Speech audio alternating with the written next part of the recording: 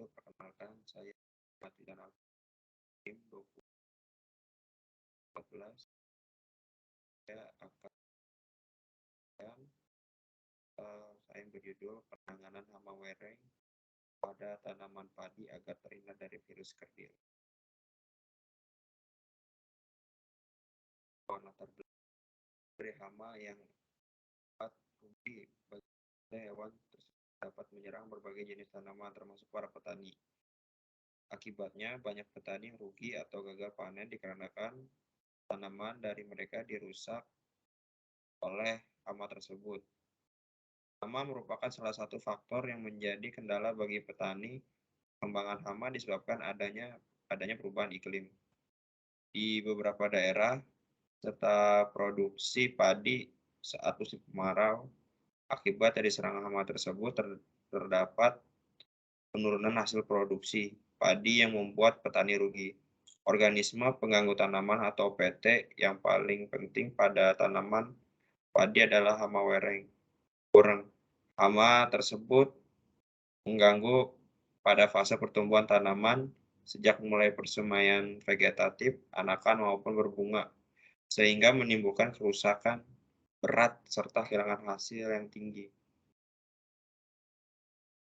Mengetahui pengaruh ekstrak tujuannya adalah mengetahui pengaruh ekstrak daging buah, kulit buah, dan daun tanaman majing digunakan sebagai insektisida nabati terhadap mortalitas hama, wereng, dan pada pertumbuhan tanaman padi. 2. Mendapatkan konsentrasi yang tepat dari ekstrak daging buah, kulit buah, dan daun tanaman maja yang digunakan sebagai insektisida nabati terhadap mortalitas hama, wereng, dan pada pertumbuhan tanaman padi. Permasalahannya adalah bagaimana pengaruh ekstrak daging buah, kulit buah, dan daun tanaman maja yang digunakan sebagai insektisida nabati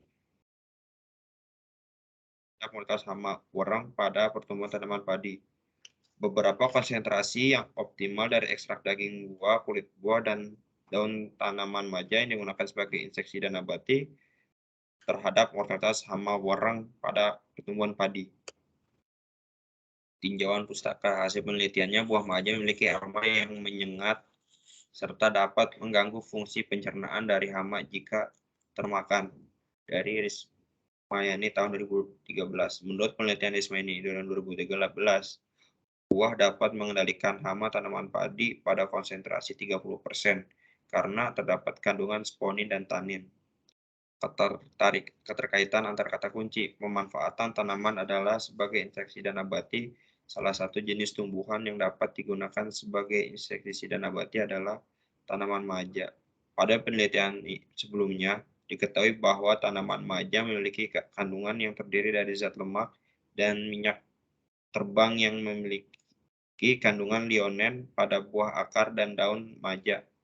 Memiliki kandungan seperti mermolsin, minyak astril, pektin, saponin, dan tanin. Senyawa saponin dan tanin bersifat sebagai antibiotik, antilek, sudat, dan inflamatori, sehingga menimbulkan rasa pahit pada buah maja yang tidak disukai oleh hama. Hipotesisnya adalah dari penelitian ini adalah ekstrak yang berasal dari daging buah, kulit buah, dan daun tanaman maja pada konsentrasi yang optimal memiliki pengaruh terhadap mortalitas hama, wereng, dan mempengaruhi pertumbuhan tanaman padi.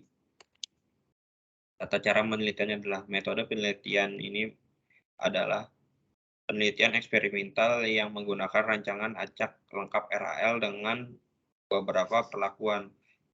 Terus perlakuan yang diujikan antara lain 9 perlakuan dengan penggunaan ekstrak dari bagian buah, kulit, dan daun maja masing-masing dengan 3 konsentrasi yaitu 20%, 10%, dan 60%.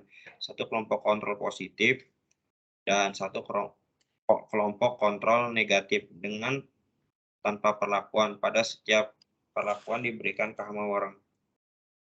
Cara penelitiannya adalah tanaman maja yang digunakan adalah bagian daging buah tanaman, kulit buah tanaman maja yang telah matang, dan daun tanaman maja yang dipangkal batang yang sudah tua.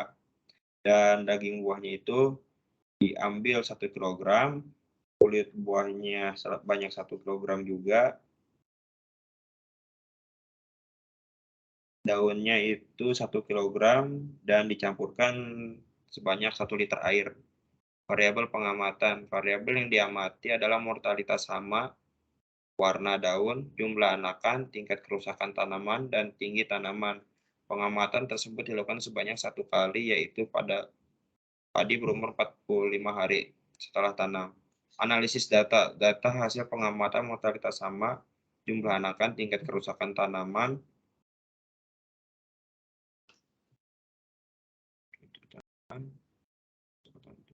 tinggi tanaman selanjutnya akan dianalisis menggunakan uji statistik one way, ANOVA, dan uji alternatif yang lain jika salah satu syarat uji ANOVA tidak dipenuhi.